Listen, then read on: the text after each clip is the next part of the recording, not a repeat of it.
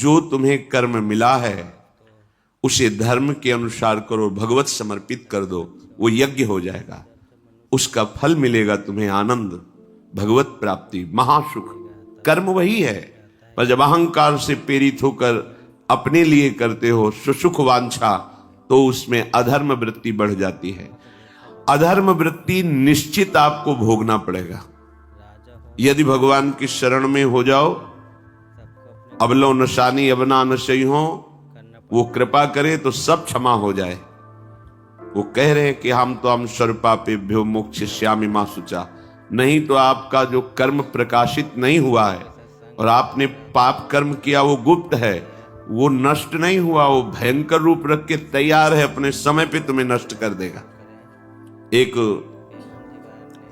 45-50 वर्ष की अवस्था के थे, अब उनको ज्ञान हुआ कि हमारे द्वारा बहुत अधर्म हुए हैं, अब सब छोड़ो, अब सत् कार्यों में लगो।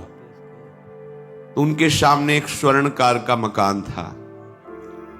वो बहुत ही कपटपूर्ण व्यवहार करता था, भोले भाले लोगों को असली स्वर्ण लेकर के, केवल स्वर्ण का लेप करके अलंकार बेचता।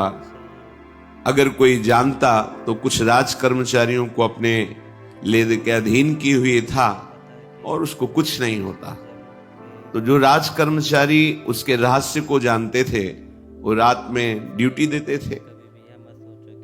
उन लोगों ने सोचा कि इतना धन इसने इकट्ठा किया है, अगर हम इसको मार देते हैं और इसका स्वर्ण ले लेते हैं तो कोई रिपोर्ट करने वाला भी नहीं होगा और हम बहुत धनी हो जाएंगे।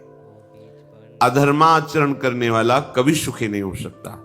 स्वर्णकार अधर्म आचरण कर रहा था तो उसके अधर्म आचरण में सम्मिलित होने वाले राज कर्मचारियों ने उसे मार दिया, उसका स्वर्ण ले लिया, धन ले लिया और उसे एक बॉक्स में बंद करके वो निकल ही रहे थे कि वो जो धर्म पे चलना ठाना था उन्होंने देख लिया।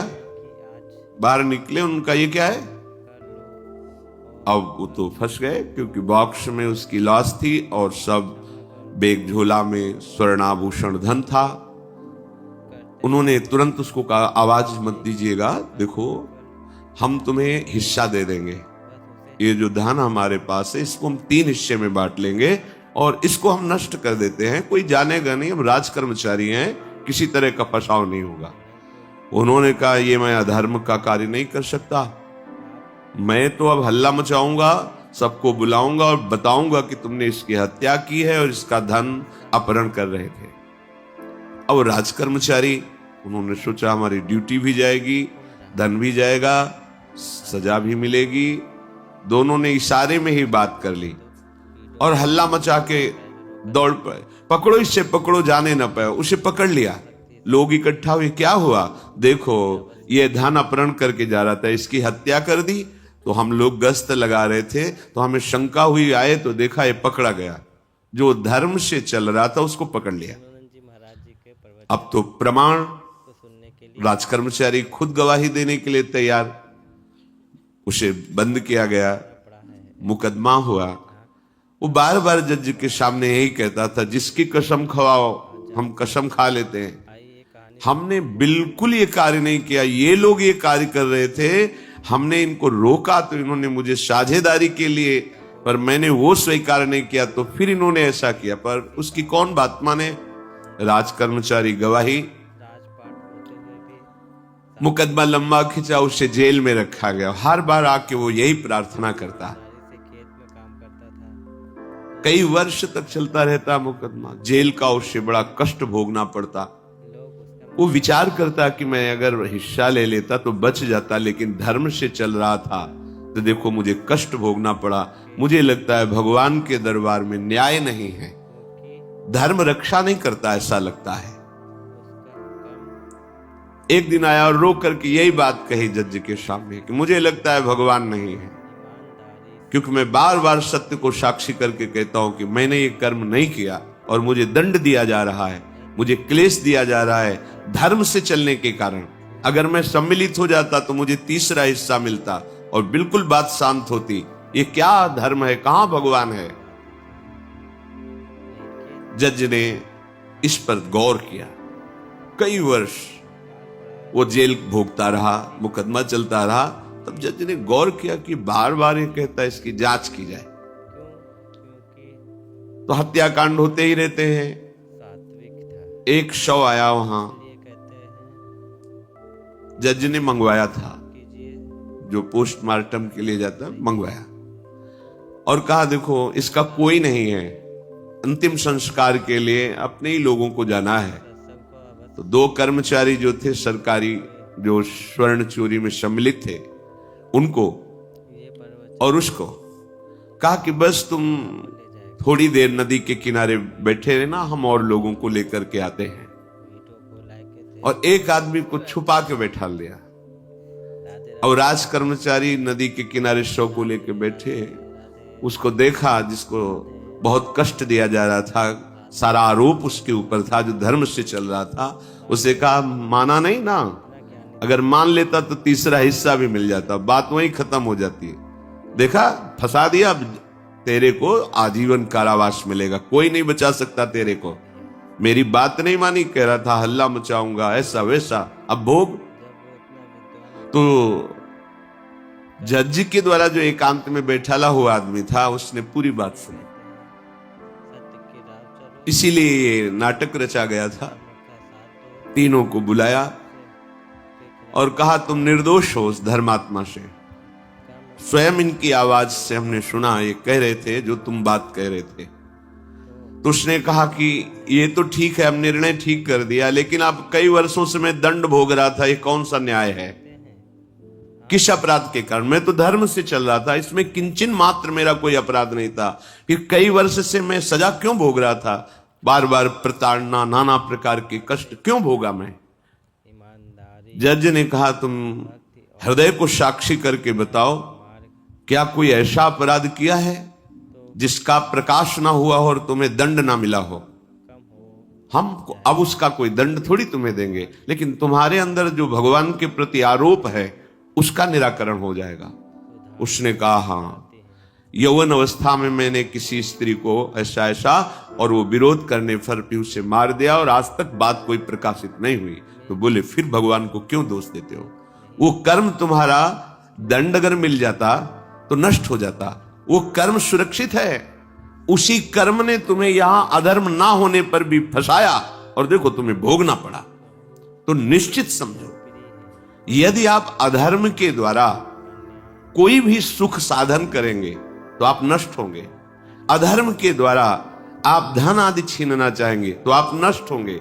अधर्म कर दिया है और उसका प्रायश्चित नहीं हुआ तो वो कर्म सुरक्षित है। ऐसी जगह फंसाएगा जहां 100% आपने कोई अपराध नहीं किया, पर आपको उसका दंड भोगना पड़ेगा। फिर आपको लगेगा कि न्याय में अन्याय हो रहा है, कोई भगवान नहीं है। देखो मैंने बिल्कुल कसम खा के कहता हूं पाप नहीं किया, पर ये पाप का जो आरोप लगा वो पूर्व पाप आकर के तुम्हें दंडित कर रहा है। अब इस कर्म विधान को ये बहिर्मुख लोग क्या जानते हैं?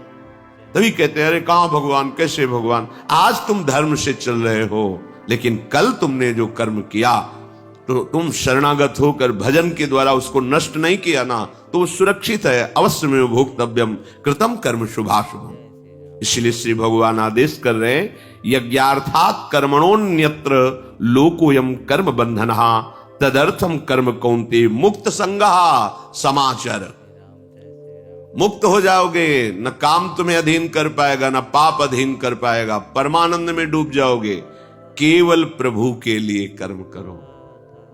ये अगरबत्ती, धूप बत्ती, आरती, पूजा, प्रभु को अपना नहीं माना तो ये थोड़ा शुभ कर्म बन गया, बस ये तुम्हारा प्रायश्चित नहीं होगा।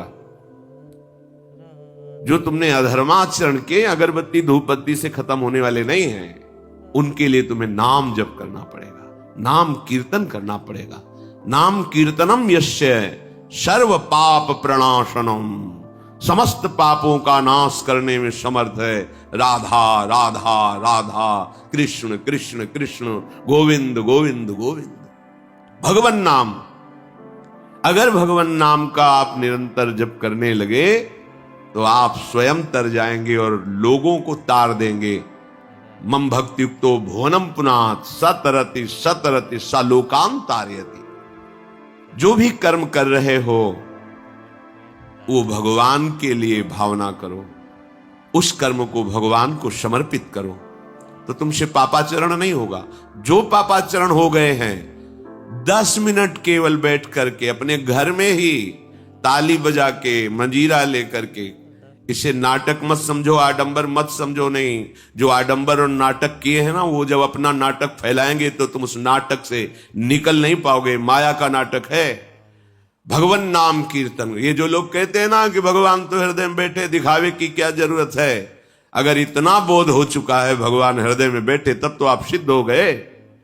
केवल वाणी से बोल रहे हो, मन मानी आचरण कर रहे हो, दुर्गति को प्राप्त हो रहे हो, तो है ना सबके हृदय अछत अविकारी, पर सकल जीव जग दीन दुखारी। सबके हृदय में बैठा है, पर दुर्दशा रोक रहा है क्या वो? क्यों? क्योंकि तुम केवल बातों से कहते हो सबके हृदय में बैठा है। ऐसा अनुभव किया? अगर ऐसा अनुभव किया तो बेविचार किसके साथ करते हो, चोरी किसकी करते हो, हिंसा किस, कपट किससे, द्वेष किससे? बस केवल बातों से बात नहीं बनती।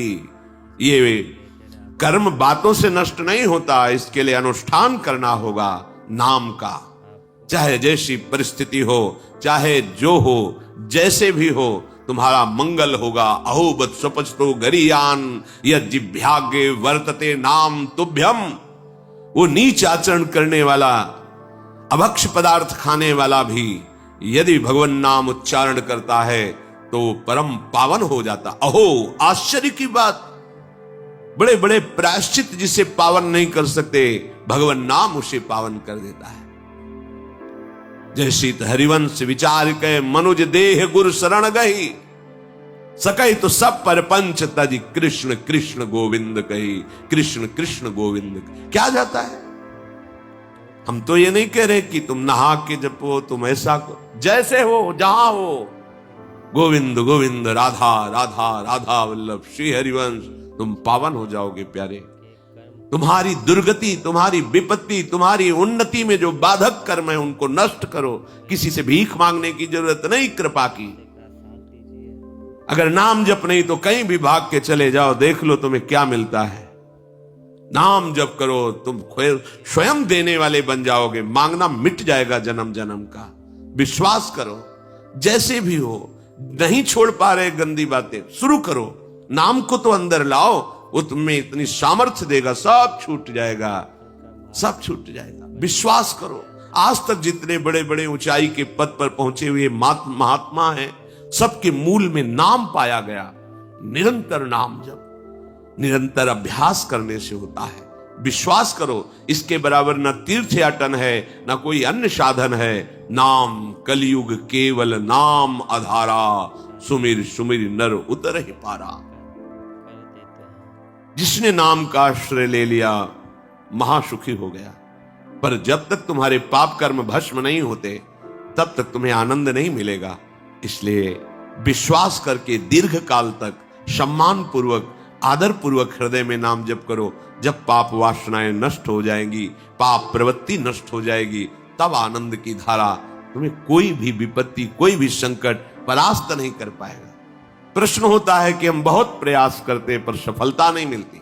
प्रयास को कहते हैं पुरुषार्थ, और सफलता नहीं मिली उसको कहते हैं प्रारब्ध। कभी कभी प्रारब्ध बहुत जोर का होता है, जो बड़े बड़े ऋषि मुनियों के ऊपर भी हावी हो जाता है। पर पुरुषार्थ व्यर्थ नहीं जाता। यदि वो सत है तो तुम्हारा पुरुषार्थ भी तो असत है। अगर राधा राधा बीच में बोलते रहो और प्रभु की भावना कर लो कि 8 घंटे से जो काम कर रहा हूं, वो समय और वो कार्य दोनों प्रभु को समर्पित करते हैं, अब ये सत्य पुरुषार्थ हो गया। अब प्रारब्ध को बदलने की सामर्थ्य आ गई तुम्हारे पुरुषार्थ में। खिलवाड़ नहीं है। जो तुम एक भी कर्म करते हो, वो कर्म सुरक्षित है। वो तुम्हें दंड दे के रहेगा या तुम्हें सुखी करके रहेगा। असत है, पाप है तो दंड देगा, सत है, सुकृत है तो सुखी करेगा। विश्वास मानिए, ये सत्य वार्ता है, ये कोई चाटुकारिता की बात नहीं है। सत्य में सत्य रहता है, चाहे जो युग हो, चाहे जो समय हो, सत्य अपना प्रभाव दिखा के रहता है। इसलिए भगवान का आदेश है, तुम्हारा जीवन भगवत प्राप्ति के लिए, आनंद में डूबने के लिए, मस्त होने के लिए मिला है। ये मस्ती नशा में नहीं है, ये मस्ती दूसरों के शरीर का मांस खाने में नहीं है, ये मस्ती दूसरों की हिंसा व्यभिचार इसमें नहीं है। मस्ती है स्वात्मानंद की। जब कोई चाह नहीं, कोई परवाह नहीं, मृत्यु भी एक खिलौना लगने लगे, उसे मस्ती कहते हैं। वो मस्ती आती है भगवान नाम जप से। शुद्ध ज्ञान का प्रकाश हुआ, मरने का भय खत्म हो गया, क्योंकि शरीर राग नष्ट हो गया। इसलिए सावधान होकर जो जहां जैसी भी परिस्थिति में हो, भगवान नाम सदैव अपने पास रखो। राधा राधा, कृष्ण कृष्ण, गोविंद गोविंद। देख लेना, निहाल हो जाओगे, निहाल हो जाओगे, मस्त हो जाओगे। हमारी बात मान लो, हमारी प्रार्थना मान लो। कुछ इसमें नहीं लगता। इसमें न पैसा देने की बात कर रहे, ना कोई संयम नियम की बात कर रहे। जैसे बने, मन नहीं लगता, मत लगने दो। ये बड़ा दुष्ट है। ये लगता है हमें दुर्गति कराने के लिए। अगर इसकी हां में हां मिलाओगे तो ऐसे निंदनीय कर्म कराता है। घृणा होती है अपने मन से। देखो ना, झांक के देखो ना मन को। कभी ये तृप्त नहीं हुआ। वही गंदी बात, वही गंदा चिंतन, वही गंदे आचरण की प्रेरणा। इस दुष्ट को मित्र मानते हो? ऐसे मन को, जो हमारा खास दुश्मन है, वो मन है। वासनाओं में फंसा हुआ, वासनाओं की प्रेरणा करने वाला दुश्मन मन है। इस मन को डंडे से मारो। डंडा है हरिनाम। जितना जपोगे मन उतना ही सावधान रहेगा। कृष्ण कृष्ण, गोविंद गोविंद गोविंद निरंतर रटन करो। राधा राधा राधा। क्या जाता है? जिह्वा से नाम उच्चारण कर रहे, शरीर से अच्छे कर्म कर रहे हैं, विचार अपने आप पावन होने लगेंगे। विचार पावन हुआ तो महात्मा हो गया, चाहे वो गृहस्थ हो, चाहे वो विरक्त हो। तो ध्यान दीजिए, हमारे पुरुषार्थ को प्रबल करने वाला और प्रारब्ध को नष्ट करने वाला एक ही महान समर्थ है, भगवान नाम। इसके सामने कोई साधन बराबरी नहीं कर सकता। ये महामहिम नाम भगवान का है। भगवान को भी अधीन करने की सामर्थ्य रखता है। ये जो निकृष्ट भाव बैठा हुआ है, बेटी हुई उदास हो गए, लड़का हुआ थाली बजाओ, घंटा बजाओ, जिससे बहुत बड़ा, बिल्कुल ठीक नहीं है। ये बेटा होता किससे है? बेटी से ही होता है। तुम किससे हुए हो? किसी मां से हुए हो। वो क्या थी? किसी की बेटी ही थी। कैसी मूर्खता छा गई है। गर्भस्थ बेटी की कोई परवाह न करके उसको, ये क्या है? कितने राक्षस वृत्ति में आ गए हैं हमारी। राक्षस भी अपने बच्चों को नहीं खाते। कितनी राक्षसी बुद्धि। हम सुंदर दिखना चाहते हैं, समाज में सम्मान पाना चाहते हैं, और पाप कर्म कैसा? बेटी है गर्भ में, हत्या करा दो, नहीं चाहिए। बेटा कहां से पैदा होगा? वो किसी की बेटी से ही तो पैदा हो रहा है। कैसी मूढ़ता छा जाती है। वैसे भी शास्त्र में स्त्री हत्या करना बहुत बड़ा महापाप कहा गया है। फिर भ्रूण हत्या, गर्भ हत्या, गर्भस्थ शिशु की, उसमें भी कन्या, सर्वनाश। इसके बाद फिर रोते हैं, हमने कौन सा पाप किया, भगवान ने हमारा पुत्र छीन लिया। कौन सा पाप किया, भगवान ने ऐसा कर दिया। अरे अपने डायरी में तो लिखा करो कि तुमने कौन से पाप किए हैं। फिर जब परिणाम आवे तो सोचोगे तो लगेगा बहुत हल्के में निपाट रहे हैं भगवान, हमें तो बहुत कष्ट मिलना चाहिए। कैसी कैसी निर्दयता बैठ गई हो। हम मनुष्य कहलाते हैं, सदगृहस्थ कहलाते हैं, गर्भ से चलते हैं और गर्भस्थ शिशु की हत्या करते हैं। मान जाओ, ना सत्संग सुन रहे हो, ना शास्त्र स्वाध्याय कर रहे हो, इसलिए तुम्हें पता नहीं कि तुम कौन सा पाप कर रहे हो। ऐसे ये पाप, कुछ पाप ऐसे हैं जिनको वज्र की लीक कहा गया। वज्र की लीक में मिटाल नहीं सकते, तुम्हें भोगना पड़ेगा। जो गृहस्थ है और संतान नहीं है, उस जीवन को सार्थक करने के लिए अपने गृहस्थ जीवन का त्याग करो। तीर्थ धाम कहीं वास की व्यवस्था करो और दोनों मिलकर भजन करो, अपने शरीर को पूरा करो, तो जीवन सार्थक हो जाएगा। अगर गृहस्थ है, संतान है, पढ़ाओ लिखाओ, उसको उसी योग्य करो जैसे तुम्हारे माता पिता ने किया है, तो तुम उस ऋण से मुक्त हो जाओगे। और फिर भी भजन करो, भजन ही तुम्हें भगवान की प्राप्ति कराएगा। दूसरा, जो अपने धर्म से भ्रष्ट हो चुका है, उसका जीवन व्यर्थ है। आपका एक धर्म है, सबसे पहला धर्म है मनुष्य धर्म। मनुष्य का क्या कर्तव्य है? अपने प्राणों का भी बलिदान देकर दूसरे की रक्षा करना, और यहां अपने मन को सुख पहुंचाने के लिए दूसरे की हत्या कर देना। कैसा राक्षसी भाववृत्तियों में आ गया। देखो, अगर कोई माता बहन एकांत मिल जाए तो बस राक्षस जैसे टूट पड़ते हैं, ऐसे स्वभाव, मार दो, जला दो, काट दो। बड़ी दुर्गति होगी, देख लेना, यहां भी होगी। छुपा के भी कर लो, तब कर्म प्रकाशित होगा। जब तुम अपराध नहीं करोगे, अपराध नहीं करोगे, तब वो अपराध तुम्हें फंसाएगा और जीवन भर रुलाएगा। मरने के बाद नर्क मिलेगा। नर्क माने बड़ी जेल है, वो बड़ी जेल, ये छोटी जेल है। जैसे बड़े अपराधियों को बड़ी जेलों में भेजा जाता है, तो विश्व ब्रह्मांड की सबसे बड़ी जेल और वहां के सबसे बड़े जेलर यमराज, वहां दंड मिलता है। आप ऐसा ना सोचिए कि ये सब गप है। गांव में जैसे बात करे तो लगता है गप है। जब जेल हो आते हैं ना तो कहते हैं, एक गांव में मिले थे, कहा था कि अगर रोज 5 जूता कोई गांव में हमें मारे तो हम उसे सह लेंगे, लेकिन दोबारा जेल जाने वाला आचरण नहीं करेंगे। दिखा रहे थे कि देखो कैसे कैसे कष्ट वहां के कैदी भी मारते हैं जो बहुत पुराने हो गए हैं, वो हमको अनुशासन में रखते हैं। ऐसा ऐसा कितना कष्ट। अब वो गया ना तो भोगा, अब माया के कारण स्मृति नष्ट हो गई नहीं, सैकड़ों बार अपने भी भोग के आ रहे हैं नर्क।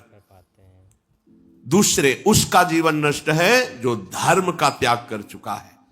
तुम पिता माता से प्रकट हुए, तुम्हारा धर्म है माता पिता की सेवा करना। वयोवृद्ध बेचारे माता पिता उठने बैठने में असमर्थ हैं। आप पैसे कमाने के लिए अपनी बहुली निकल गए, अब वो कष्ट भोग रहे हैं। ना उनको देखना है, ना उनकी व्यवस्था करना है। मरने दो तो ठीक है, तुम्हें जब परिणाम आएगा तब तुम भी तो बनोगे ना वृद्ध, तब तुम्हें पता चलेगा। अवश्य में भोक्तव्यम कृतम कर्म शुभाशु। होश में, माता पिता सबसे पहले भगवान हैं यदि आप गृहस्थ हैं तो। अगर आप बाल्यावस्था से भगवान के मार्ग का अनुसरण कर रहे हैं तो फिर भगवान प्रणत कुटुंब पाल रघुराई, भगवान व्यवस्था कर देते हैं। वैराग्य मार्ग में लौटकर पीछे नहीं देखा जाता। हमारे भगवान के अवतार मानेंगे महाप्रभु चैतन्य देव, नवयुति विष्णु प्रिया जी माता सची छोड़ के चल दी। आद्य गुरु भगवान शंकराचार्य भगवान के अवतार मां केवल छोड़ के चल दिया। भगवान के मार्ग में यदि ऐसे चले तो भगवान संभाल लेते हो, परम पद मिलता है 21 पीढ़ियों को। मां तो बिल्कुल नजदीक है, 21 पीढ़ियों को भगवत प्राप्ति हो जाती है। और शब्द है प्रणत कुटुंब पाल रघुराई, भगवान स्वयं उसके परिवार का पोषण करते हैं। पर यदि गृहस्थ धर्म में हो और अपने माता पिता का त्याग कर दिया, उनकी सेवा नहीं करते, वो दुख भोग रहे, तो नरक यंत्रणा मिलेगी और जीते जी तुम उन्नति को प्राप्त नहीं हो सकते। तुम्हें भले उन्नति दिखाई देती हो, बाद में परिणाम देख लेना। तीसरा, जो दूसरों के भोजन छीनने की चेष्टा में रहता है, कैसे इसका धन अपहरण कर लें, कैसी जमीन अपहरण कर लें, कैसे इसकी अव्यवस्था पैदा कर दें इसके जीवन में, जो केवल अपने ही सुख को देखता है उसकी दुर्गति होती है। तीसरा, उसका जीवन व्यर्थ है। जो दूसरों के सुख का अपहरण करके सुखी होना चाहता है, सदैव केवल अपने सुख में डूबना, सोचना कैसे मैं सुखी हो जाऊं, अधर्माचरण करूं, छीन लूं, क्या करूं, कैसे करूं, उसका जीवन व्यर्थ है। और चौथा, जो आए हुए साधु महात्मा अतिथि का अनादर कर देता है, अपमान कर देता है, सारे सुकृत नष्ट हो जाते हैं। ये 4 का जीवन बिल्कुल व्यर्थ हो जाता है। इनको असत जीवन कहा गया है, वृथा जीवन कहा गया है। इसलिए हे युधिष्ठिर, ये 4 दोष कभी हृदय में ना आने पावे। आरूढ़ पतिते दत्तो मन्यायोपहृतम चयत व्यर्थम तु पतिते दानम ब्राह्मणे तस्करे तथा। बहुत ध्यान देने योग्य बात। जो वानप्रस्थ या विरक्त भाव संन्यास ले लेते हैं और कुछ वर्ष चलने के बाद मैं तो इस पे नहीं चल पाऊंगा लौट जाते, उन्हें घोर नरक की प्राप्ति होती है। कुछ भी कर लो, ये भारी अपराध तुम्हें नरक की प्राप्ति कराएगा। मार्कंडेय जी महाराज युधिष्ठिर को उपदेश कर रहे हैं। एक बार एक सन्यासी जी ने कहा था कि हमने गुरुजनों से सुना है कि यदि वचन से संकल्प ले ले कि बस अब कुछ महीने बाद हम सन्यास ले लेंगे और विरक्त होकर भगवान का भजन करेंगे, और यदि वो ऐसा नहीं करता तो उसे चंद्रायण व्रत रहना चाहिए, तब उस पाप से मुक्त होगा। चंद्रायण व्रत कहते हैं प्रतिपदा को 1 ग्रास, द्वितीया को 2 ग्रास और अमावस्या को 15 ग्रास, फिर नीचे घटाते चले जाओ, 14, 13, 12, 11, ऐसे पूर्णिमा को पूर्ण 1 महीने से उपवास रहने से हम सन्यास लेंगे, इस बात के अपराध का उसको सन्यास लिया नहीं, केवल घोषणा कर दी थी। और जो सन्यास ले लिया या वानप्रस्थ, वानप्रस्थ कहते हैं पत्नी के सहित विरक्त होकर भजन करना।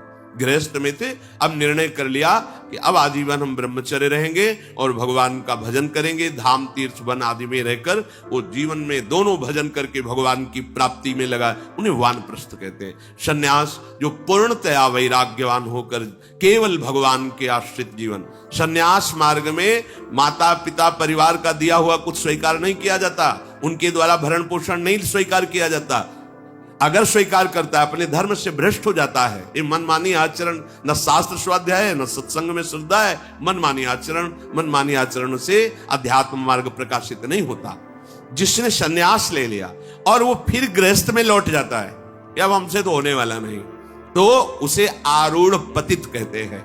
आरूढ़ पतिते दत्तो मन्यान योपहृतम चयत, उसको दुर्गति प्राप्त होती है। इसलिए होश में ये मार्ग ऐसा नहीं अब हमारा मन नहीं लगता, अरे अहो भाग्य है कि तुम्हारे भाग्य से विषय भोग मिटा दिया भगवान ने, तुम्हें परमार्थ का मार्ग दे दिया। जिसको छोड़ना कठिन है भगवान ने उसे काट दिया, चलो मेरे मार्ग में चलो। हम मनमानी आचरण नहीं, बिल्कुल नहीं। यहां शास्त्र आदेश करता है, ऐसे नहीं होना चाहिए कि 4 दिन हुए कपड़ा उतार दिया, कपड़े बदल लिए, 5वें दिन फिर उसी पोशाक में। तो जानते हो इससे क्या होगा? जीवन भर कुछ कर लो, दुर्गति प्राप्त होगी। तस्मात् शास्त्रम प्रमाणम ते कार्याकार्य, ये कानून है। कानून में फंस गए तो सजा निश्चित होगी। ये भागवतिक कानून, जैसे एक राजकीय कानून है, तो ये भागवतिक त्रिभुवन का कानून है। त्रिभुवन में कहीं यही कानून काम करेगा। अलग अलग देश का कानून है, लेकिन ये त्रिभुवन का कानून है, विश्व का कानून है, ये भगवदीय कानून है।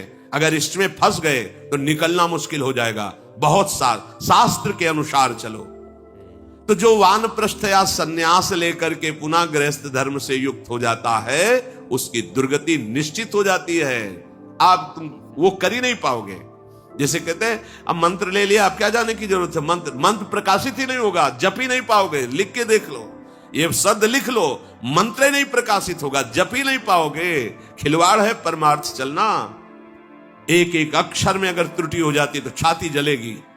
कैसे गलती कैसे होगी? एक अक्षर भी अगर शास्त्र सम्मत इष्ट प्रेरित है, हृदय शीतल रहेगा, परमार्थ प्रकाशित रहेगा। ये मार्ग है। अब कौन शास्त्र स्वाध्याय करता है? कहां में सत्य चर्चा सुनने को मिलती है? भगवत कृपा है जो सुनने को मिल रही, इसको हृदय में धारण करो। जो जीवन हमें भगवान ने दिया है, ये निंदनीय जीवन नहीं है, ये रोने वाला जीवन नहीं कि हाय हमें दूल्हा नहीं मिला, दुल्हन नहीं मिली, हाँ संसार के भोग नहीं मिले, परिवार बड़ी कृपा हुई जिस दलदल से हम नहीं निकल सकते थे, नहीं निकल पाए अनंत जन्मों से, आज हमारी लाडली ने फूल जैसा मुझे अलग कर दिया। ये गृह कारज नाना जंजाला, ते अति दुर्गम शैल विशाला, ये शर्म आवत अति कठिनाई, राम कृपा बिनु आए न जाई। भगवान ने तुम पर कृपा की, तुम्हें नाचना चाहिए कि रोना चाहिए? विषयों को देख देख कर जलते हो, भोगने की लालसा रखते हो। कैसा जीवन? व्यर्थ जीवन। बिल्कुल नहीं। सावधान, तुम्हारा जीवन भगवान के लिए, तुम्हारे भाग्य में श्री जी लिख दी गई है। आहा, हमें नाचना चाहिए। हमारे भाग्य को बदलकर प्रभु ने अपना चरणारविंद, अपना धाम, अपना नाम, अपनी सेवा दे दी। धिक्कार है अगर ऐसे होने पर भी ललचाए और उस मार्ग की तरफ जाए जहां से श्री जी ने निकाल लिया है। तो जो वानप्रस्थ या सन्यास धर्म स्वीकार करके पुनः गृहस्थ धर्म का आश्रय ले लेता है, उसकी नारकी गति होती, दुर्गति होती है। और जो पापाचरण करके, अन्याय से, अधर्म से छीन झपट करके धन और सोचता है उसमें कुछ दान कर देंगे। जैसे किसी ने प्रश्न किया था ब्लैक और व्हाइट, कि अब हम तो ब्लैक और व्हाइट का मतलब काला और सफेद समझते हैं, तो काला धन का मतलब होता होगा अधर्माचरण या जो राजकीय विभाग से पास ना हो, उसे ही काला धन कहते होंगे। तो काला धन काला ही रहता है, कोई व्हाइट नहीं कर सकता उसे। जमा कर लो, एक समय आएगा कि ट्रक में लद के सब चला जाएगा, तुम भी लद के चले जाओगे। अगर वो समय ना आया तो यमराज के दूत तुम्हें ले जाएंगे, सब यही पड़ा रहेगा। होश में चलो। दान किसे कहते हैं? खूब मेहनत करो, धर्म से कमाओ, फिर उससे एक रोटी की व्यवस्था किसी की भी कर दो, उसे सतदान कहते हैं। लाखों बेईमानी से कमाए, अधर्म आचरण से दूसरों को चूस चूस के ऐसा दुख दे कर फिर सोचा कि लाख में 10,000 दे देते हैं, व्हाइट हो जाएगा। व्हाइट नहीं हो जाएगा, ये और तुम्हारे ऊपर आक्रमण कराएगा, क्योंकि जिनको दे रहे हो उनकी भी बुद्धि तो भ्रष्ट होगी, तो तुम्हारा धर्म बनाना, हाँ व्हाइट नहीं होगा, फाइट होगी। मार पिटाई शुरू करवाएगा, वो ऐसे आचरण करवाएगा, जहां जाएगा वहां खोपड़ी फोड़ेगा। उसका परिणाम जब आपके आएगा तो आपकी खोपड़ी फूटेगी। व्हाइट तो तब हो सकता है जब व्हाइट चलो। व्हाइट का तात्पर्य होता प्रकाश, श्वेत, ये लक्षण सतोगुण का। सात्विक भाव से चलो, मेहनत की कमाई से, पसीना चुहा के खूब मेहनत किया और फिर किसी को दिया, तुम्हारा परिवार उन्नतिशील रहेगा, तुम्हें लोक परलोक में सुख प्राप्त होगा। अन्याय से कमाए हुए धन का दान पतित कर देता है, पतित कर देता है। अब इसमें एक उपाय है, मुझे पता नहीं था, प्रमादवश मेरे से गलती हो गई, कभी जीवन में गलती नहीं करूंगा, अब सुधार के लिए करो, हो जाएगा। मुझे पता नहीं था, मैंने कभी सुना ही नहीं था, बस यही था कि धन प्राप्त करूं, धन प्राप्त करूं, और गलती हो गई। अब मुझे पता चला कि मैंने गलत किया है, तो अब लो नशानी, अब ना नशे करो, गौ सेवा, संत सेवा, ठाकुर सेवा, गलती कर, आगे से नहीं करूंगा। ये एक सूत्र बहुत बढ़िया, अब लो नशानी अब ना नशे, ये सबको पावन कर देता है, सब कुछ पावन कर देता है। पर ये ऐसा नहीं कि हम 100 कमा रहे हैं बेईमानी से तो 10 देते रहेंगे तो 90 व्हाइट होते रहेंगे, ऐसा कदापि कहीं नहीं लिखा। ये शास्त्र है, तस्मात् शास्त्रम प्रमाणन्ते। कई बार लोग प्रश्न करते हैं इस विषय का, ध्यान से सुन लो। अन्याय से कमाया हुआ धन अगर उससे हम दान भी करते हैं तो वो पतित ही करेगा, गिराएगा ही, किसी काम का नहीं है। आगे वर्णन कर रहे हैं कि धर्म से कमाया हुआ दान अगर ऐसे को दोगे तो वो भी व्यर्थ हो जाएगा। कैसा? मिथ्यावादी, पापाचरण करने वाला, झूठ बोलता है, पापाचरण करता है, और आप उसे दान कर रहे हैं, बाद में वो पाप करेगा तो उसका फल आपको मिलेगा। उसके पाप के बढ़ावे में आप साझेदार हुए, आपका जो दान था उसके पाप में बढ़ावा देगा, आपको उसको साझेदारी का फल भोगना पड़ेगा। कृतज्ञ, जो दूसरे के किए हुए को उपकार को नहीं मानता, अभिमानी और मदिरा पान करने वाला, अब आपसे पैसा लिया, शराब पिया, गंदे आचरण किए, आप उसके हिस्सेदारी बने। ऐसा थोड़ी दान की कोई मांग रहा है दे दो, बहुत पात्र और अपात्रता का निर्णय करके दिया जाता है। ऐसे नहीं कि मांग रहा है तो देना ही पड़ेगा, नहीं, हमें अधिकार समझ में आवे कि हमारे द्वारा दिए हुए धन का सदुपयोग हो रहा है, वहां पात्र देख करके धन आदि का दान किया जाता है। जो पतित हो चुका है, जो अधर्म व्यवसायी है, जो तमोगुण से आवृत रहते हैं और अंदर क्रोध भरा रहता है, अहंकार पूर्वक दान करते, मेरा सम्मान हो, ऐसे का दान ही नहीं स्वीकार करना चाहिए। ऐसे का दिया हुआ दान व्यर्थ हो जाता है, उसे निश्चित अन्य योनियों में जाके कष्ट भोगना पड़ता है। तामसी अहंकारी दान करने वाला परिणाम में दुख ही भोगता है। मैंने दिया, ये मैंने बनवाया, ये मैंने किया, ये तमोगुण का लक्षण अहंकार है। श्रेष्ठ मंत्रवेत्ता, सतमार्ग में चलने वालों को दैन्य होकर छुपा कर दान देना, ये उत्तम लोगों की प्राप्ति कराने वाला। देखना है, धर्म से चलता है, हम जो धन देंगे उसका धर्म में प्रयोग होगा। मंत्रवेत्ता है, निरंतर मंत्र का अनुष्ठान करता रहता, पावर है। अगर हमारा धन ऐसी जगह गया तो हमारे पापों का नाश करके उत्तम लोगों की प्राप्ति कराएगा। राधे राधे दोस्तों, आशा करता हूँ राधे रानी कृपा से आज सभी लोग अच्छे और स्वस्थ होंगे। पूज्य श्री प्रेमानंद जी महाराज जी के सत्संग और प्रवचन सुनने के लिए भक्ति शक्ति है यूट्यूब चैनल को लाइक, शेयर एंड सब्सक्राइब जरूर करें। और प्रेमानंद जी महाराज जी का सत्संग आपको कैसा लगा कमेंट बॉक्स में ज़रूर बताएं। फिर मिलते हैं नेक्स्ट वीडियो में। धन्यवाद।